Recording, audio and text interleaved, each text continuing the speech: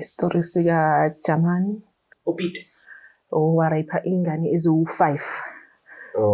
Kule 5 2 bane-disability then 3 ba-right, abantwana ba-right. Phumlile iphendwa kubaba and that child ubrave ngale ndlela ukuthi wakhuluma straight wathi usifaka umpipi wakhe. Jamani.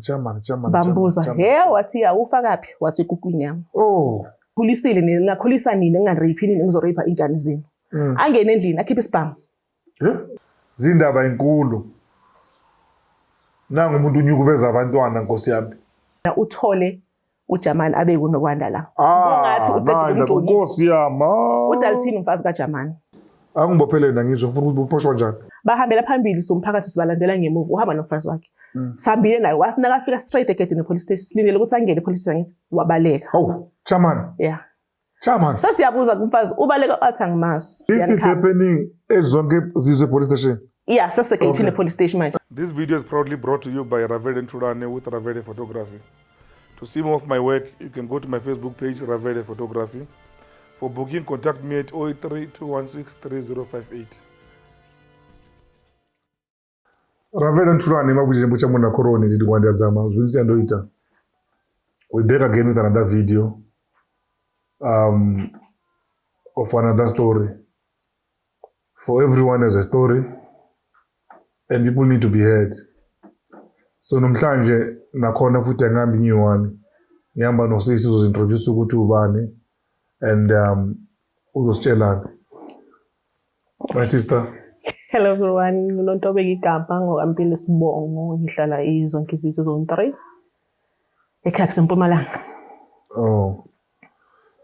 Okay, namhlanje bozivakashele mayelana nestory siphi? Isitori sika Jamani uPeter owarayipha ingane eziwu-5. Kule 5 2 bane-disability then 3 ba-right, abantwana ba-right. Then it happens ukuthi mhla ka 3 February kuvakele ukuthi urape abantwana abawu-2 at the time. Then loyi-1 lo khulumile kuthiwa kulahleke ifone kaJamani. Then umfazi kaJamani wabe soyaya khabo. Hold on. You say 3 February? Yes, it was Saturday. Ubekaboshwa urape abantwana abayi-2 ngo 3 February? Kula kuzwakele khona ukuthi urape abantwana. Okay. In fact, gile 3 ekuzwakele. I mean by 4 ekuzwakele nge-3. Lo munye oyi-1 beyivele ikhona case yakhe. Okay. But kwathi nakuthiwa urape kwaba na that benefit of the doubt ngaye ukuthi hayi ngeke ayenze into so cause emphakathini bekumuntu simhlonipha kakhulu simthemba futhi cause unezinto zokudlala unama swimming pool uneyikuti unamabhayisikili so abantwana laba lapha kuye besikhululeka ezabazali sitshela ukuthi hayi usafe ayike estradini akekho elangeni alright. Then it happens ukuthi kulahleke ifone umfazi wakhe ahambe ayoyifuna khabo Sipesihle njengoba bevakala ukuthi khona. Nakafika khabo Sipesihle bambuza Sipesihle ifone ayikhiphe.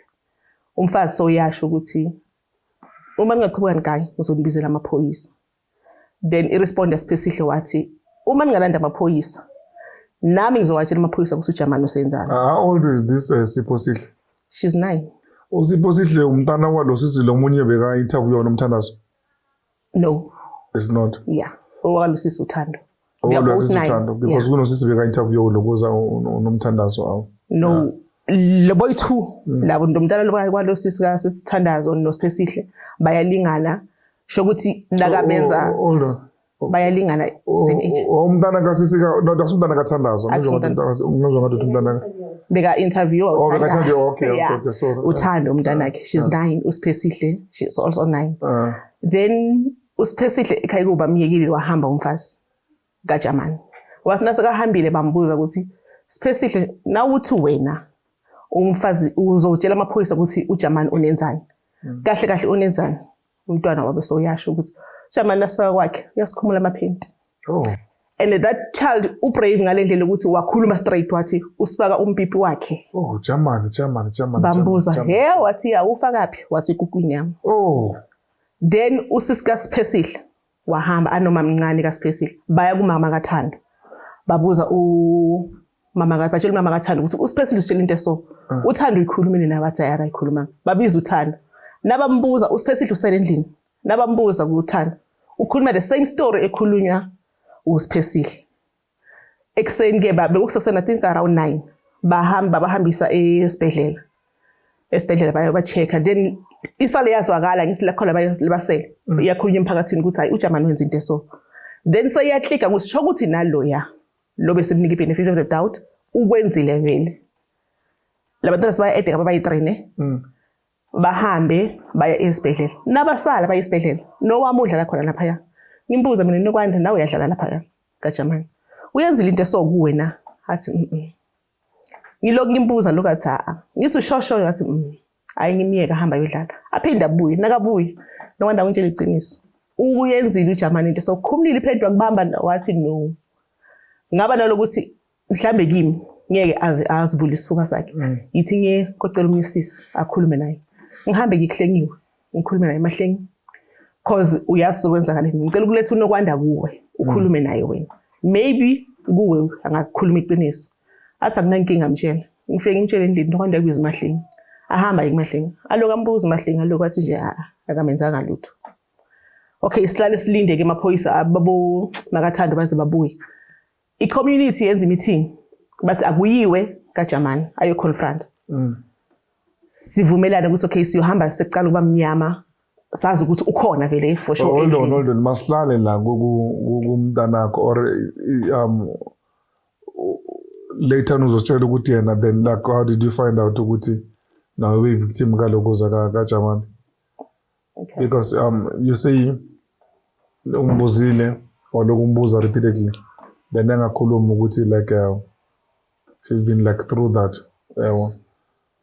so I don't know maybe kuzovela isikhathi because like I know ukuthi uhambe court manje umntanakho naye yes ngihambe court alright you know what let me let you to tell the story and your fishing mina ngizomamela masambe is fine okay then nasiya I remember bekunelo shedding igesi hamba ngo6 ibiya ngo8 it was to 8 yeah siya kwaJamani sisithi umfuna sibaningi somphakathi but awukazi wena angakazi next mina ngiyahamba nje ngilekelela le2 levelile okay nasiya lapha siyafika siyamfuna bathi akekho seAlbertine sibe naloku ukuthi ayi unamanga umfazi yamfihla bathi asihambe sho ukuthi siyomlinda noma ubuya ngo12 siyomlinda vele azadla sahleli enzansi kunekhona kukhanyisa imoto naye avele simbone ngama-light ale moto ni nakavele babona ukuthi hayi nangi vele uyes unemoto unebhayisikili hamba ngamabhayisikili okay andlule lakithi uyabona sigcwele la but ukuthi kwenzakala ndanga next yena bamiyeke angene kwakhe abeke ibhayisikili umfazi ngaphakathi eJardini sime ngaphandle estradini thina ngaphandle kwegate lo mfazi akamfonela ngomthipho akamfonela ngamtshelanga next bamgadi bamtshela ukuthi awumtsheli next nakangena ngaphakathi kungila amtshela khona ukuthi beze kuwa bathi wena urape ingane nakamtshela le ingane khona ukhuluma ngothando leSiphesihle angazi next still mina kunokuthi abuye kithi as a community afuna ukuzwa ukuthi ingane ezithini nasi sithini siluya alwe hasi nesihlanyela angase ngenza into enjalo nina la nginikhulisile usho kula mama wabantwana nginikhulisile ningakhulisa nini ngingarape nini ngizorape ingane zini angene endlini akhiphe isibhamu kumnyama lapha akunagesi angithi uyadubula awuboni nokuthi udubula bani ukhombe bani siyabaleka cause angeke ngazi inhlafu izoshamini isibhamu senyoni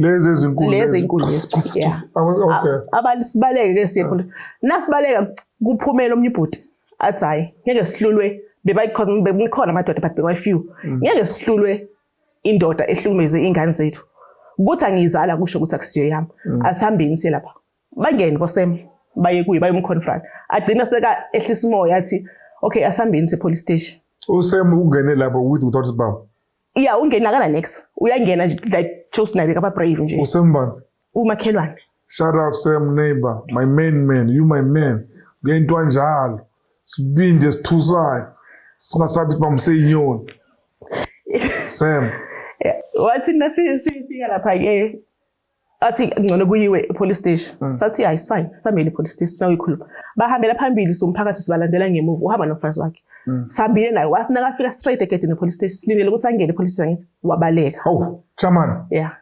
Chamani sasiyabuza kumfazi ubaleka athi angimasi hayibo kanjani manje ngoba phela umuntu uhamba nawe nikhuluma noyithusi neziyahamba la masayidini okay this is happening ezonke zizwe police station sasegedini police station manje akangenanga singene sodwa So umphakathi sifike sisho emaphoyiseni kusibese sizovula icase so kwenzeka into eso amaphoyisa asho ukuthi hayi bakhona abomama ngasibe sesizwe le ndaba because bese sithi sovula icase yaka Thando noSiphesihle seyivule leyo case leyo sesibile emuva manje sendlini ngihamba phambili ngidede umntana omunye una 3. You're leading this pack? Sorry, you were leading this pack or like no bengihambela nje sona ngifika ngase endlini yakhe uJamani ngindlule mina ngihlala enzansi nyana nasa ngidlula ngesinye endlini ngitshela ukuthi angiyolala aqhamuka uZindle usisika Siphesihle athi makano kwanda uyapi ngithi ngiyolala athi ungasayi kuyolala uDalton usitshela ukuthi yena uthole uJamani abe kunokwanda la ngathi ucede umnkosi yama uDalton umfazi kaJamani ngiyambuza mina uthi umthole nini uSizindle angazi angisayi endlini manje sengiyajika ngiya kuDalton indaba lezi uzitshelwa ubani wena ngicela ngitshela uZindle usisika Siphesihle nangifika egate la kaJamani ngithola bese kuneveni emaphoyisa just outside the gate umfazi kaJamani umele aceni kwaleveni emaphoyisa ngimdonsa ngesandla ngibe naye esayidini la ngase gate lakhe ngithi mina kuye uZindle ungitshela ukuthi uthi wena ubatshela ukuthi uthole uJamani abeke unokwanda la abonakala awumuntu ecede ukumgcokisa wathi na umbuza ukuthi umenza lo mntwana wathi naye bengimkhipha something aloku amsula the woman knew I think she knew man bloody bastard then avume kimi ukuthi yes umtshelile kuZindle ngithi mina are you sure wathi yeah ngathi mina okay it's fine na eveni abaphoyisa asiye lapha eveni lo sisuvumile kuwe ukuthi umtshelile uZindle ukuthi wabona into yeah okay ngithi mina it's fine na eveni amaphoyisa mfazi kaJamani yeah siya kule eveni amaphoyisa siyawatshela amaphoyisa ukuthi wena uthini that's okay it's fine siye emaphoyiseni ngiyawabingela amaphoyisa ngiyawachazela ukuthi umfazi kaJamani uthini amaphoyisa ambuzi ukuthi kuyiqiniso lokini athi kuyiqiniso ngithi mina okay ephoyiseni but nasekuso ngenza njani bathi uphi umntwana ngithi usendlini bathi hamba sathi umntwana hambe na ipolice station uvula icase ngikhuluma phambi kwalamaphoyisa futhi ngithi mina okay it's fine nangibeka uthatha umntwana ngihamba nawe wena ngisho umfazi kaJamani siye police station ngifuna uyovuma la police station athi okay akunankingi sibuye ngibeka uthatha umntwana ngihamba nangifika la gate lakhe ngimthola khona ngithi asambe siyahamba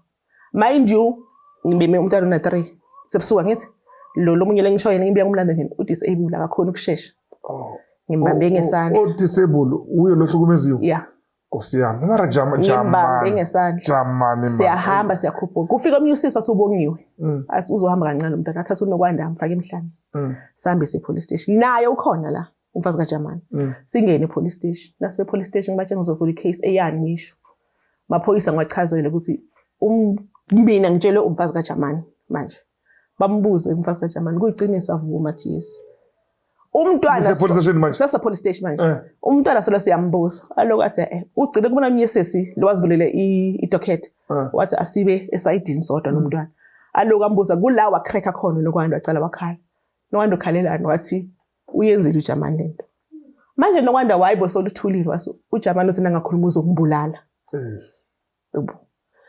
that's why sicala khona kwenza statement ubaba nokwanda wangena because bekasendlini yena ngamfika ngamtholalela ngafika ngamshaya inyawo ngathi wasinakathi ngasi nokwanda bamraphile ngaphuma ngamshiya mina nje umfazi kaJamani ngithi yena ngimshiya nje usala uyagcoka uyangilandela sasina sifike police station ngasengeni baba kanokwanda I think ube nokuthuka uDalton then wabe seka thina kasakhona ukuchubeka nestatement lo yasisi wathi akusena inkinga because lo besifuna ukukuzwa sesizwile washiya ke sahamba wasasala sabhalisa thina istatement saya esibhedlela but so far ama results akanokwanda nasiyekhotha wasengakabuyi but my DNA yeah because we don't know what okay this was become penetrated or not usisi lo beka la last bakhuluma ngendaba zokuthi angazi ngathi kunabanga ngathi abapenetrate ngabantwana amamazrats amabuya yeah there's no penetration kubo before yeah ayikho penetration so I'm not sure ngalo one but he say ukuthi ikhona penetration lo wakho no not wami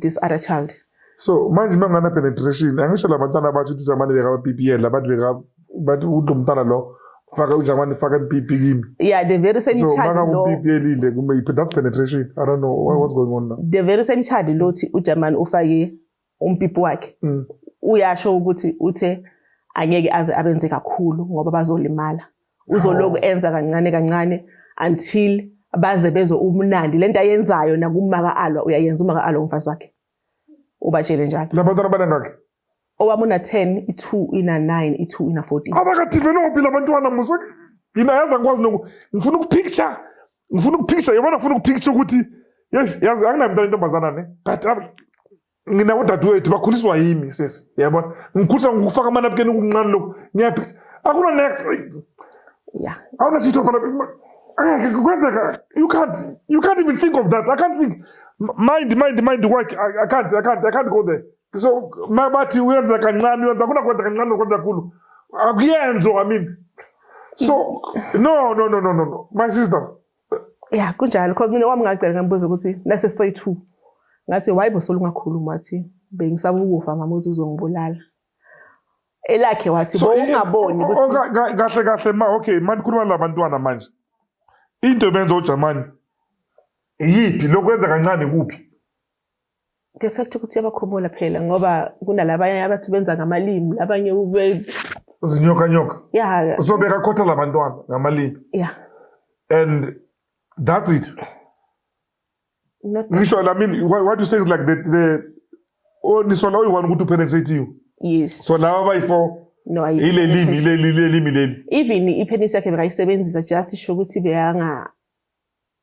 akaba break man like you know ukuthi yeah look must be about it but they're still content labantwana the basama virgin yeah it's what they say yeah nabasho ilihlo sasekhona lapha hayi angas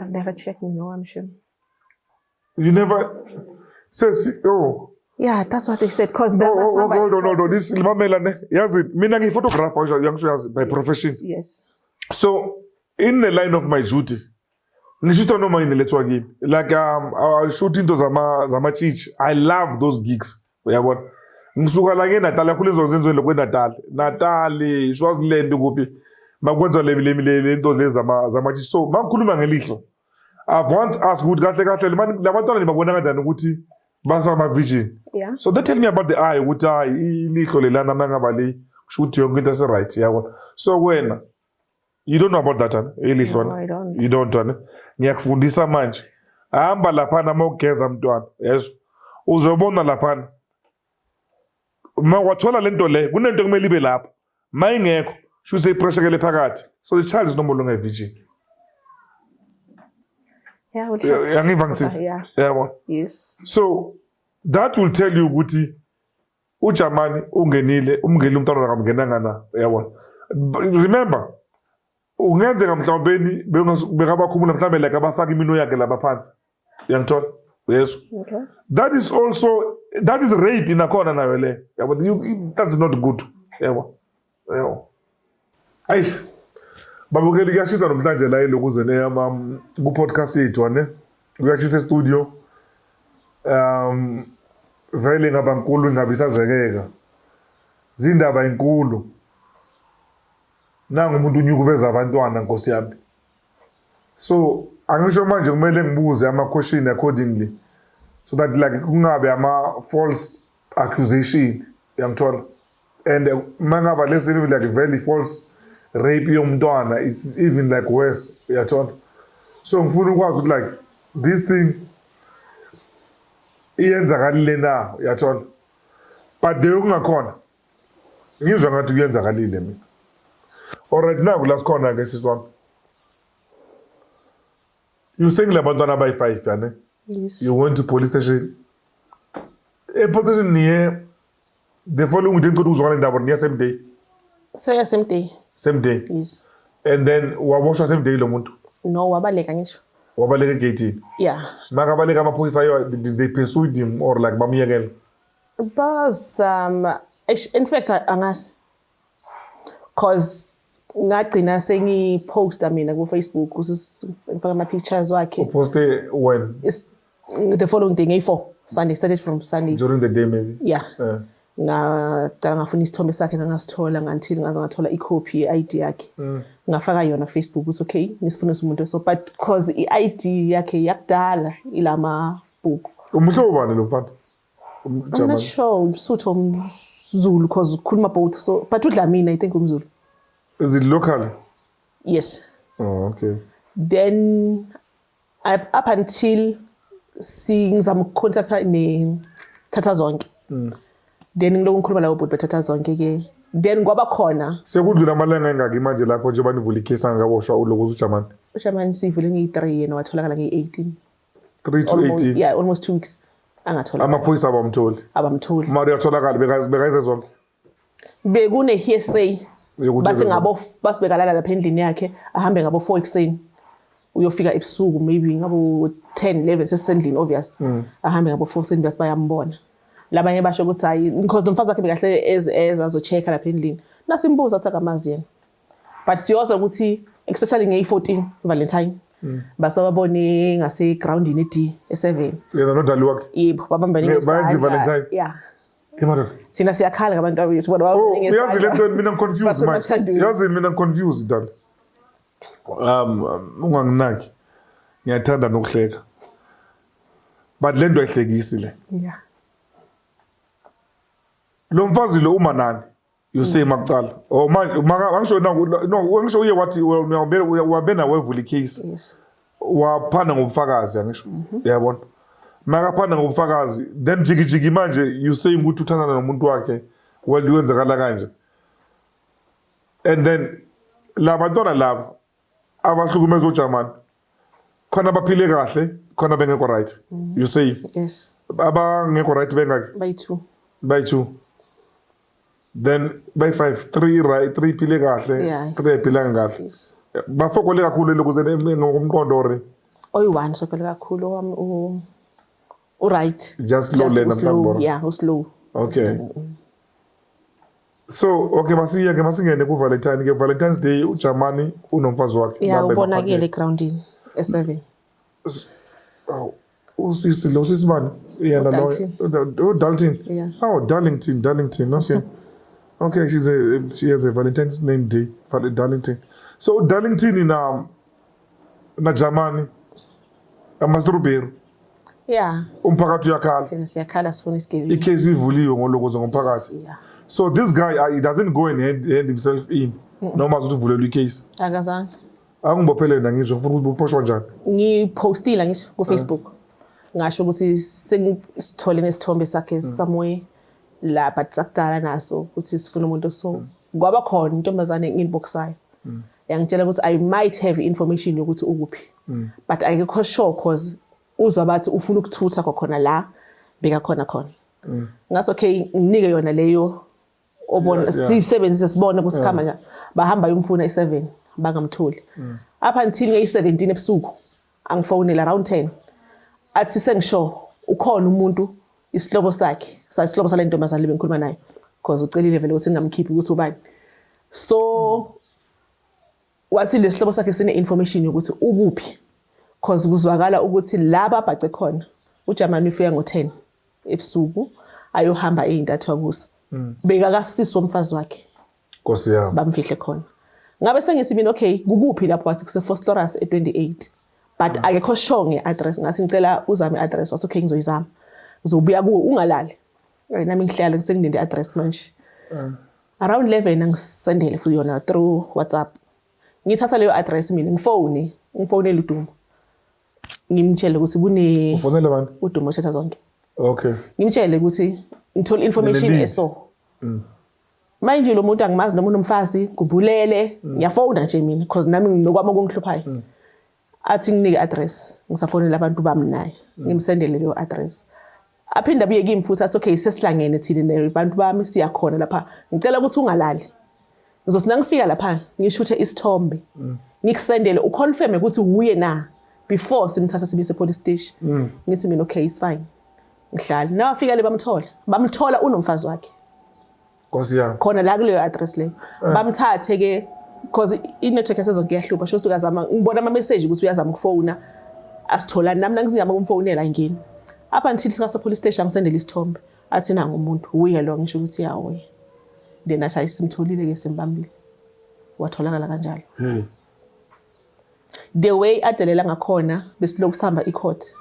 Mara Thatha Zonke you know unothile manje kuma-interview kwesiwenza imangaba kuno-criminal elements nani kuzo thatha zonke it's just taking number one each time. Yeah, then You tell them once, then they act on it. bayalandelela shem. Bayalandelela. Because even after sibambophile ubhuti bekaluka abuza ukuthi nikhopha kanjani, khamba kanjani. Yeah, ufuna follow up nge-case. Nase court uyafika. Oh, Hlangana e-court. I think it's Duma uThokoza khona uvuma i-spokesperson sabo uThokoza ku-podcast like they need to come, we need to interview them. Because But it seems like namanje they're doing a good job. umfazi wakhe uyafika estradini lahlala khona ngoba sasahlala lapha ya uyafika estradini uyas-intimidate in fact but ushanga ama-indirect uyothinda kabona oyi-1 athi la ingane lezi azirejwanga lezi ingane erejiwe kumele ngabe ihamba fani ikhombise ukuthi ine-pain kusho umfazi wakhe yeah uzibuze wena i-package kaJamani uzibuze wena as umama usimele ufile njani really has big package then he's thinking ukuthi sekumele ufile njani-ke ezema na umshaya uyoba so wrong futhi uyaboshwa sekufuna sidile sibekezelele yena umfazi wakhe manje namshaya bazonibopha like same time manje uboshiwe uJamani siloko siyahamba icase the day bamdinaya ibail wathi nasekehla abuyela emaselini wathi lezinja lezi nizonya usho kithi uJamani so usuka estandini ekhotha ngithi uyehla idebhisini ubuyela emaselini la wasekhotha wasinakehla la wathi lezinja lezi nizonya Nkosi yami and even before yena akusho lokho sisahamba icase balokuba postpone ama case akhe umfazi wakhe bekasinaka fika la athi uyabuya uJamani nizonya from phezulu kophuma phansi uyabona so sizabe by all kanti uJamani udume ngani than ukuripa abantwana yini into adume ngayo isho ukuthi vele uyinkinga emphakathini because mina njengami njengoba ngiyasho isikhathi sempumalanga la ngihlala khona ngicashile wena ucashile lapha angimazi do you think uyingozi kakhulu uJamani yeah because manje court kuvela nema case ema assault la 2 ngaphandle kwale yebo ngaphandle kwale abantu sebakhosa 3 manje so usibuza ukuthi lo muntu uzozikhahlena nathi yazolimala ndazo bazosishaya nazoshaya wala uzosishaya yena manje umfazi okay coming back to it umfazi kaJamani manibhekile yena right la because you tell my into ngikhuluma ngkhona ngizwa ngathi lo muntu ngathi akekho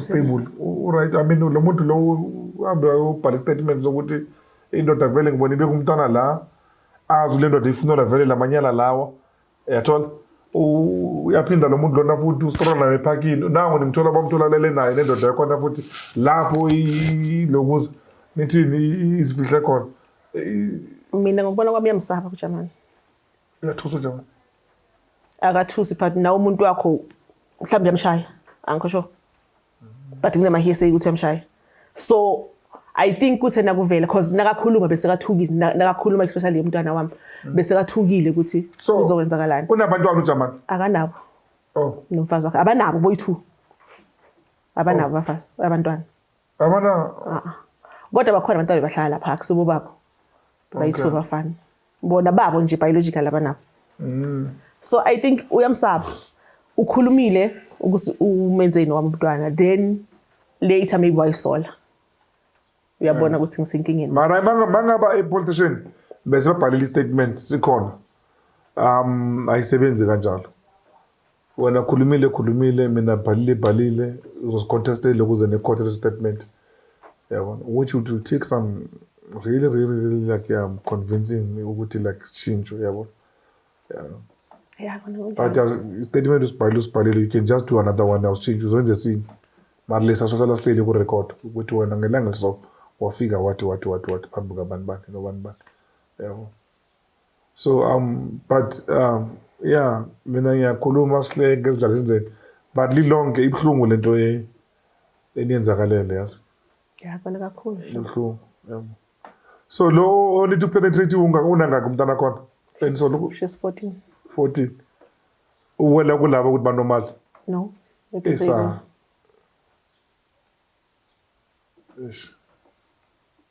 so this thing has been going on for long angizange sakubuza le question le lama money tracer nina ngicabanga ukuthi uqale ukwenza lento le uJamani kulabantwana kulaba labanye I think icala last year cause mina owami ngithena ngimbuza ukuthi uyenza kangaka wathi kayi1 ngaloko ngimbuza lokathi kayi1 ngathi mina why uthi kayi1 wathi mama mina emva kwalokho angizange ngiphinde ngiye lapha nabo ngangibona ukuthi angilapha okay bengimbona ukuthi akasayi but ngingazi ukuthi why yabo ngitshela ukuthi umntwana phela namhlanje la kusudlala la because bayadlala ama teen in strategy kodwa manje akunamntwana at all bakhona bayi2 mfana oh intanga zawo labantwana benu yeah I think lo munye nabo bafana kodwa ulapha kuboma 9 omunye maybe una 14 15 oh okay because I was going to ask you ukuthi la then why nizovumela abantwana bodlala emzini ukuthi akunabantwana ku ile ndoda le and uJamani I don't even know why do they call him Jamani unama-threats oh okay because elokishini ngoba nama-threats la kuJamani abantu bazihamba basabo Jamani abo-Jamani they are good people you know especially abase-Foslo hayi lo ala cha abo-Jamani they are good but they are spiritually like bathi beings yabona abo-Jamani you can trust abo-Jamani angibakhulumeli yabona ngikhuluma ngabo-Jamani ngikhuluma ngomuntu ongafuna ukugeza mina sekayekele inwele izihluthu akafuna ukama then dukuduku seka uJamani yabona ngithola akazi nanegama leli1 futhi lephatho you know so yeah we call him Jamani because abantu bambiza kuye nickname uJamani kahle kahle yeah upita hayi guys so mangazi mangaba mhlawumbe kunento efuna ukuyi-eda like on your story mhlawumbe mangaba kunento mhlawumbe la bo kusolo ubambile esifubeni ufuna ukuyi-cough out about this thing you free to say so before ngivale show no yikho kuzwakala hayi-ke anyways any development inazojabulela ukwazi ukuthi like ama-case like ihamba njani I think into enkulu let's la it's awareness yabona and then nalabantu abakusupportayo basezonke njengoba le case nabantu basezonke bakhuluma ngayo kakhulu so mawubona like le video le they'll be like oh ibala manje yabona kwenzakala yini yathola yeah you can give ama court date yabona in case bafuna ukunisupport ukuthi uzoappeara nini ulokuza uJamani sekapheara ngaki manje yo ay more than 5 because besiya February oh yeah which February manje siku May April yeah sometimes in a week besiya kayi2 no I think you take it serious ne we are 5 from more than 5 yeah I'm not sure exactly but more than so is appearing again when 22 May yes I think makufika May especially maybe like ilanga le final maybe you might need maybe this child or like come back here benze video yakhona abantu bazo like the final day inini yeah. So but if bafuna ukunisupport yabo baba support niyazi ke support yaselokishini ke mangaba la komuntu niyabona ukushoshola lento le embi uyenzile i-support is to protest yabona kuyo lapha ngaphandle ecourt ungayibona wena ubhekile uhlele ekhaya uthi hayi ayikho lento le into ya wouldn't waste my energy my time into ya for i-case it is it really does have an impact ito is another language in this country especially kithi abantu ukuthi si low class or sihluphekele ito is one of our very very effectively but in language so mangaba vele ubufakazi bukhona and khona into ephathekayo ukuthi like lento lo muntu uyenzile babathola isuport abo sisi wethu omama wethu Reverend Thulane obviously mucha kuna corona ndikwenda zama uyandoita I'm out see you in the another one niyazi unisicontacta kuphi manje itori ndifuna ukuziletha abantu bazwe ngazo amanamba wethu akhona somewhere la phansi kuza kule ku screen so you'll watch this video nale I think ila ku screen zikhuluma almost ngente 1 ndawo yandona